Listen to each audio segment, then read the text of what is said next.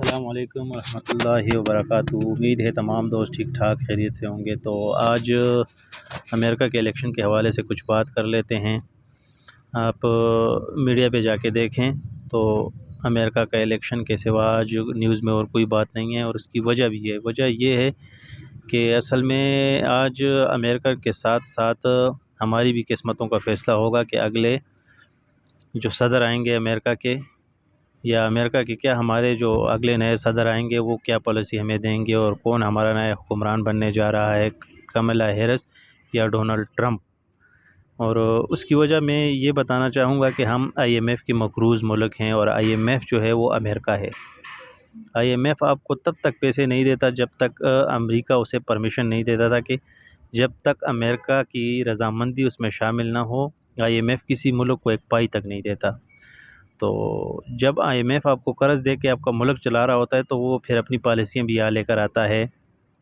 اور جو اس کے فیصلے ہوتے ہیں، بجٹ آپ کا ملک میں سب سے بڑی چیز ہوتی ہے ایک بجٹ پیش کرنا، تو وہ آئی ایم ایف آپ کو کہتا ہے کہ اس طرح کا بجٹ بناؤ۔ تو اصل میں ہمارے جو قسمتوں کا فیصلہ ہوتا ہے وہ آئی ایم ایف کرتا ہے۔ اور آج جو امریکہ کا الیکشن ہو رہا ہے اس کا براہ راست اثر پوری دنیا پہ، ہمارے خطے پہ، اور خاص کر ہمارے ملک پہ تو بہت زیادہ ہوگا۔ تو امریکیوں کے ساتھ ساتھ ہماری قسمت کا فیصلہ بھی آج ہوگا کہ ہمارا نیا صدر کون بننے آ رہا ہے، کملا ہیرس یا ڈونلڈ ٹرمپ۔ ابھی تک نتائج کے مطابق ڈونلڈ ٹرمپ آگے ہیں، ابھی شام تک پتہ چل جائے گا کہ ہمارا نیا صدر کون بن رہا ہے۔ اور یہ بات میں اس لیے کہہ رہا ہوں کہ ہم سب کو پتہ ہے کہ عملی طور پر اس ملک میں وہی پالیسیاں نافذ ہوتی ہیں، اور اس ملک نے وہی طرف جانا ہوتا ہے جو اس کو آئی ایم ایف بولتا ہے۔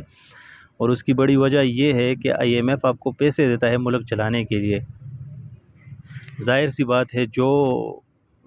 بندہ آپ کو پیسے دے گا تو آپ نے اسی کی پالیسیوں کے مطابق اپنا نظام چلانا ہوتا ہے، اس کے ہٹ کر آپ بالکل بھی نہیں جا سکتے۔ تو امریکہ کا الیکشن امریکیوں کے ساتھ ساتھ ہماری قسمت کا بھی فیصلہ کرتا ہے۔ آپ لوگوں کو میں ایک یاد دہانی یہاں کراتا چلوں کہ کچھ عرصہ پہلے، بلکہ کافی سال ہو گئے، غالباً مشرف صاحب کے ٹائم میں ہمارا ایک وزیر اعظم تھا، شوکت عزیز۔ تو اس کے بعد کسی نے اس کا نام سنا ہے کہ وہ بندہ کون تھا، کہاں سے آیا تھا، اور اس ملک پہ 3-4 سال وزیر اعظم رہا اور چلا گیا۔ تو بعد میں پتہ چلا کہ وہ تو آئی ایم ایف کا نمائندہ تھا، جو اس نے اس کو ڈپلائی کیا ہوا تھا پاکستان میں، وہ نوکر تھا آئی ایم ایف کا، تو وہ نوکری کر رہا تھا اور ہمارا وزیر اعظم تھا۔ اس طرح اسٹیٹ بینک بھی ہم نے آئی ایم ایف کے حوالے کر دیا ہوا ہے۔ تو اس الیکشن کا اثر ہم جیسے عام لوگوں کی زندگی پر اور پورے پاکستانیوں پہ بہت زیادہ پڑے گا۔ اور اس کے ساتھ ساتھ کچھ عرصہ پہلے میں ایک انٹرویو سن رہا تھا شاہد خاقان عباسی، جو ہمارے ملک کے وزیر اعظم رہے ہیں، تو بقول ان کے کہ اس ملک کو 3 سال تک ایک ینگ امریکی لیڈی چلاتی رہی، بلکہ میں تو سمجھتا ہوں 75 سال سے اس ملک کو امریکہ ہی چلا رہا ہے۔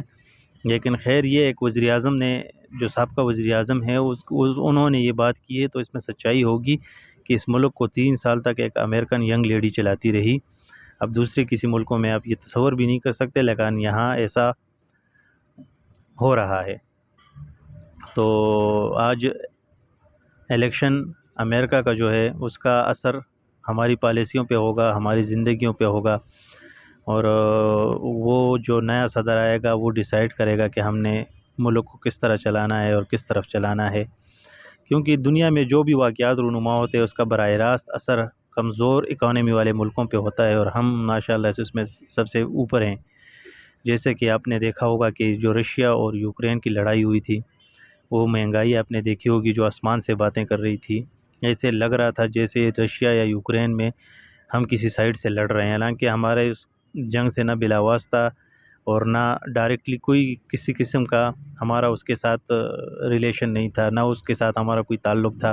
لیکن پھر بھی اس کا اثر ہم پہ اتنا پڑ رہا تھا کہ 2800 کا آٹا ہم 7,500 کا خرید رہے تھے۔ اور اس طرح ہر چیز دگنی ہو چکی تھی